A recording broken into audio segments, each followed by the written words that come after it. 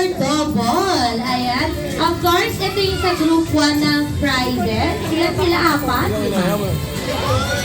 Apat. Ayan. Ito naman. Okay, sige. Hindi pa tayo tapos dahil titignan namin kung sino naman ang nakakuha ng pinakamarami ngayon by count. Ayan, at makakatanggap ng double prizes. Sige, sino yan? Ilalagay mo sa packet mo. Ayan, dito tatlong verses. Nangunguha ko sa ko. Ilalagay mo sa baso. Okay, yung dito po yung nanalo. Ayan, yan dito sa kabila. Yung nandito, sino po yung nandito? At sino naman po yung dito nakapila? Meron din kayong consolation prizes.